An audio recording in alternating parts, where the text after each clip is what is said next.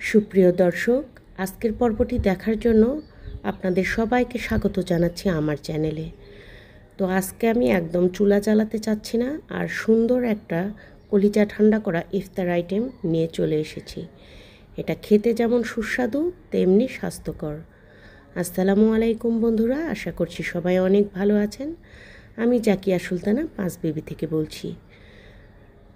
তো অনেক সময় ভাজা পোড়া খেতে খেতে হয় কি যে পেটের অনেক সমস্যা হয়ে যায়, আমাদের অ্যাসিডিটির প্রবলেমটা অনেকটাই বেড়ে যায়, যার ফলে রোজার মাসটায় আমাদের খুব কষ্ট হয় রোজা থাকতে।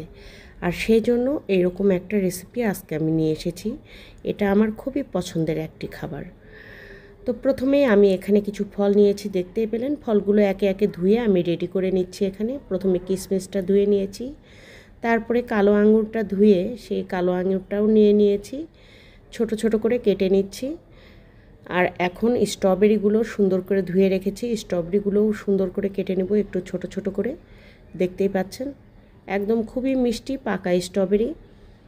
আর আমার ছোট ছেলেটা একদমই ফল খেতে চায় না, ওকে নিয়ে আমার একটু প্রবলেম হয়। সে ভাজা পোড়া খুব বেশি পছন্দ করে। তো ওকে এই রকম করে ফলের যে কোনো ডেজার্ট আইটেম তৈরি করে দিলে সে খুবই সহজভাবে খেয়ে নেয়, এতে আমার কোনো প্যারা হয় না। তো যার ফলে আমি চেষ্টা করি সব সময় আমার ছেলেকে এই টাইপের কিছু একটা আইটেম তৈরি করে দেওয়ার, যাতে সে ফলটাও খায়, আবার পুষ্টিগুণটাও তার ঠিক থাকে, আবার তৃপ্তিও পায় খাবারটা খেয়ে সে।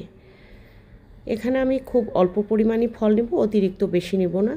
কারণ আমি ভেবেছিলাম প্রথমে এই খাবারটা শুধু আমিই খাবো, কিন্তু পরে দেখা গেল ওরা সবাই আমার খাবারটার পেছনেই পড়ে গেছে, এটা এতটাই টেস্টি।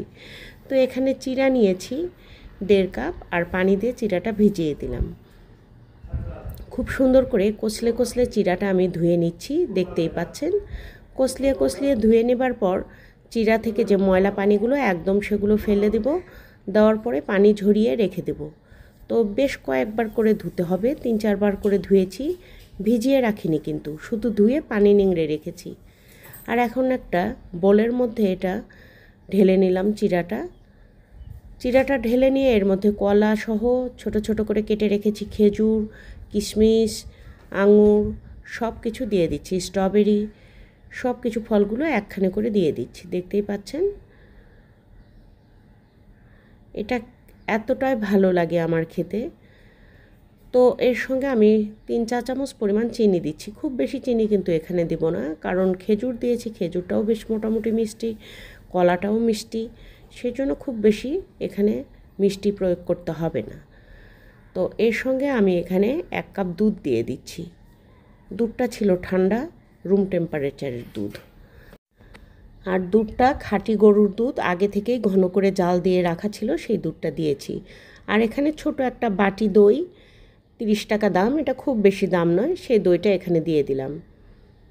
এরকম 30 টাকা দিয়ে ছোট দই কিনে নিয়ে এসে কিন্তু খুব সহজেই ইফতার আইটেমটা এরকম করে তৈরি করে নেওয়া যায়। রোজ রোজ ভাজা পোড়া না খেয়ে একদিন এরকম করে কিন্তু ইফতার আইটেমটা ট্রাই করতে পারেন। আমি সব কিছু আগেই রেডি করে রেখেছিলাম। ইফতারের পানি মুখে দেওয়ার পরে আমি এটা মাখিয়ে নিচ্ছি, আর খেতে একদমই দুর্দান্ত হয়েছিল। আমি একটু টেস্ট করে দেখেছি, তো সব কিছু এতটা টেস্টি হয়েছে। 1 চিমটি খানিক লবণ এখানে আমি অ্যাড করে দিলাম স্বাদের ব্যালেন্সের জন্য। আর কি, এখন তো আর কিছুই করার নেই, শুধু খাবার পালা। তো সেটা আমি সার্ভিং কাপে সার্ভ করে দিচ্ছি। দেখতেই পাচ্ছেন এটা এতটা মজা হয়েছিল খেতে। তো এরকম করে বাসায় যে কোনো রকম ফল থাকলেই আপনারা সেই ফলগুলো দিয়ে তৈরি করে নিতে পারবেন খুবই সহজে। আর অনেকেই দই যদি পছন্দ না করেন, বা কারো হাতের কাছে যদি দই না থাকে, সেক্ষেত্রে আপনারা দুধ দিয়েও এরকম করে মাখিয়ে নিতে পারেন, খেতে খুবই ভালো লাগে। এইরকম করে চিড়া মাখাটা এত মজার হয়, একবার অবশ্যই ট্রাই করে দেখবেন। এই রমজানে আপনাদের মন প্রাণ জুড়িয়ে যাবে। শুধু পরিশেষে এটুকুই বলবো, মাস্ট ট্রাইওয়ালা একটা রেসিপি এটা। তো বন্ধুরা, উপর থেকে আমি কিছুটা ড্রাই ফ্রুটস দিয়ে দিয়েছি, সিডস দিয়ে দিয়েছি, কারণ এগুলো আমার খেতে খুবই ভালো লাগে। এটা অপশনাল, চাইলে আপনারা দিতেও পারেন, নাও পারেন। যে কোনো রকম বাদামও দিতে পারেন, কাজু, পেস্তা কিংবা চিনে বাদাম, যেটা আপনাদের হাতের কাছে আছে আর কি। তো আমার এই সিডসগুলো এতই ভালো লাগে, ড্রাই ফ্রুটসের দোকানে এগুলো পাওয়া যায়, তো আমি এমনি এমনিই খেয়ে নিই। তো যাই হোক বন্ধুরা, চ্যানেলটি সাবস্ক্রাইব যদি না করা থাকে সাবস্ক্রাইব করে দিয়ে পাশে থাকা বেল আইকনটি বাজিয়ে অল অপশনে একটা ক্লিক দিয়ে দেওয়ার অনুরোধ রইল।